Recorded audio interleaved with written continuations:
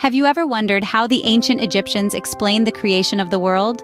Our tale begins in the void of pre-creation, where the ancient Egyptians believed a vast, limitless expanse of dark water existed. From this primordial soup, the first god, Atum, emerged. But our attention today is on the divine couple, Osiris and Isis, who would later rule the world. Osiris and Isis, both siblings and lovers, were central figures in the Egyptian pantheon. Osiris, the green-skinned god of the underworld, was the judge of the dead and the granter of life after death. He was also the god of vegetation and agriculture, symbolizing growth and renewal. Isis, on the other hand, was revered as the goddess of magic, healing, and motherhood. Her wisdom and power knew no bounds. Their love story was not a simple one, filled with passion, jealousy, and even murder. The couple had a son, Horus, who was destined to be the ruler of the living world. Yet their happiness was short-lived as Osiris's jealous brother, Set, plotted to kill him. The myth of Osiris's death and resurrection is a crucial part of the Egyptian mythology. Set tricked and eventually murdered Osiris, scattering his body parts across Egypt. Distraught, Isis embarked on a quest to find her husband's remains. With her magical powers, she managed to resurrect Osiris, albeit temporarily, long enough for her to conceive their son, Horus. Osiris then became the ruler of the underworld, symbolizing the cycle of life and death. It's fascinating to see how these stories intertwine, reflecting the Egyptians' understanding of the world and life itself.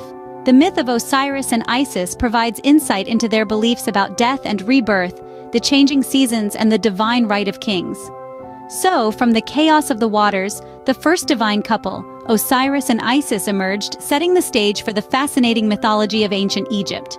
The ancient Egyptians had a unique perspective on life after death, didn't they? They held a strong belief in the existence of an afterlife, a spiritual realm where the soul would journey after death. Central to this belief was a mystical guidebook known as the Book of the Dead. The Book of the Dead was not a single book per se, but a collection of spells, rituals, and instructions, carefully curated and personalized for each individual. It was their spiritual GPS, if you will, designed to guide the deceased through the complex and perilous journey of the afterlife. Among the many spells and rituals, there were a few that stood out in their importance. The heart, considered the seat of intelligence and emotions, was believed to be weighed against the feather of Ma'at, the goddess of truth and order. If the heart was found lighter than the feather, it indicated that the person had led a virtuous life, and they were granted passage to the afterlife. However, if the heart was heavier, it was devoured by Ammit, the devourer of the dead, and the soul ceased to exist. This heart-weighing ceremony was a pivotal point in the soul's journey, but it was by no means the only challenge. The Book of the Dead also contained spells to ward off deadly serpents, navigate through treacherous landscapes, and even instructions on how to transform into divine creatures for safe passage. What's fascinating is that the Book of the Dead was not reserved for royalty alone. Anyone who could afford a copy could have their own personalized version, ensuring their safe passage through the afterlife. It was a democratization of eternity, a testament to the Egyptians' belief in life after death. So, for the ancient Egyptians, death was not the end, but the beginning of an incredible journey, guided by the spells and rituals from the Book of the Dead. Did you know that the pyramids were not just royal tombs, but also a representation of the pharaoh's journey to the afterlife? These iconic structures, which have stood the test of time, are shrouded in mystery and intrigue. Each pyramid, an architectural marvel, was built with a purpose far greater than serving as a mere tomb. They were a representation of the pharaoh's journey to the afterlife, a stairway to immortality, if you will. But how did these massive structures align so perfectly with the celestial bodies? The ancient Egyptians were incredible astronomers. They observed the night sky meticulously and managed to align their pyramids with the stars. The three pyramids of Giza, for instance, replicate the positioning of the stars in the belt of Orion. This celestial alignment was no accident. It was a part of their belief that the pharaoh would ascend to the stars and join the gods in the afterlife. Now let's delve into the construction methods of these colossal structures. The precision and skill required to build these pyramids was truly extraordinary. Despite the absence of modern technology, the Egyptians managed to erect these structures using rudimentary tools and a deep understanding of mathematics and geometry. The stones, some weighing up to several tons, were cut, transported, and assembled with remarkable accuracy. Inside these monumental structures, one can find a world of mystical symbols and cryptic hieroglyphs. These were not merely decorative elements. They were sacred texts, prayers, and spells from the Book of the Dead, intended to guide and protect the pharaoh on his journey to the afterlife. These hieroglyphs tell tales of the pharaoh's life, his accomplishments, and his divine connection to the gods.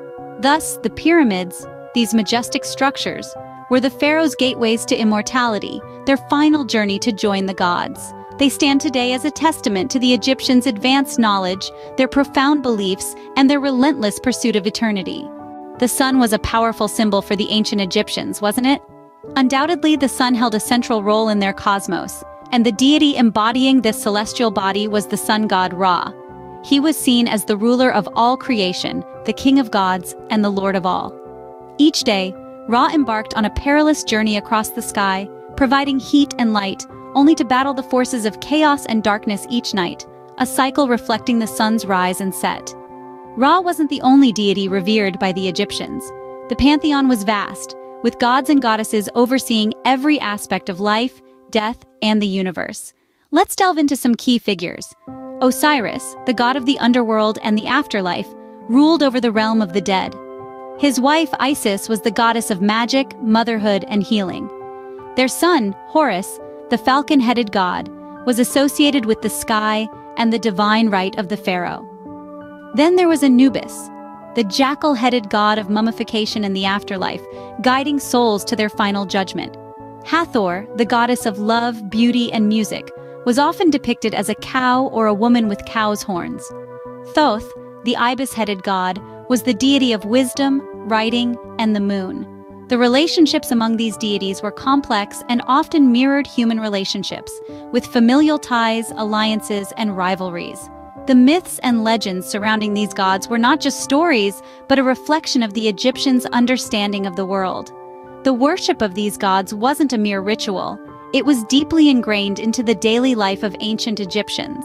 They offered prayers and sacrifices, celebrated festivals, and even designed their architecture in honor of their gods.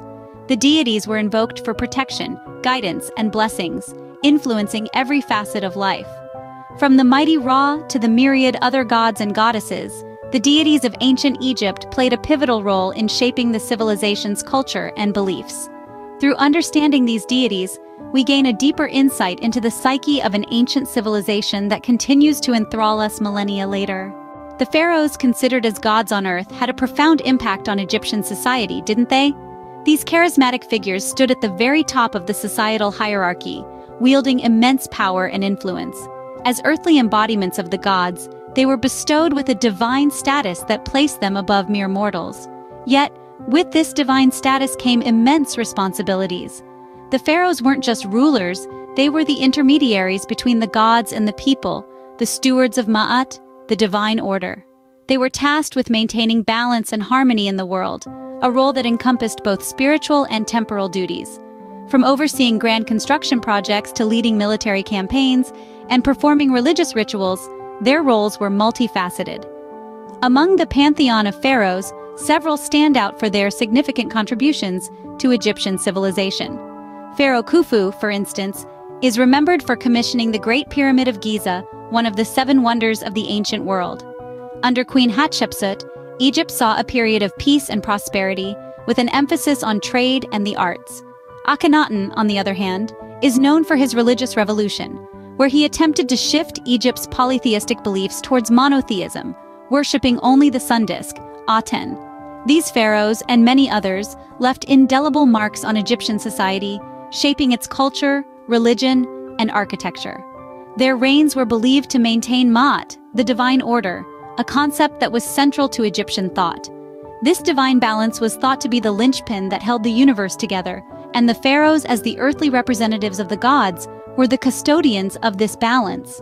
So, the pharaohs, as earthly embodiments of the gods, ruled over ancient Egypt, maintaining the divine balance and ensuring the civilization's prosperity. Their reigns, marked by grandeur and reverence, remain etched in the annals of history, a testament to their profound influence on one of the world's oldest civilizations.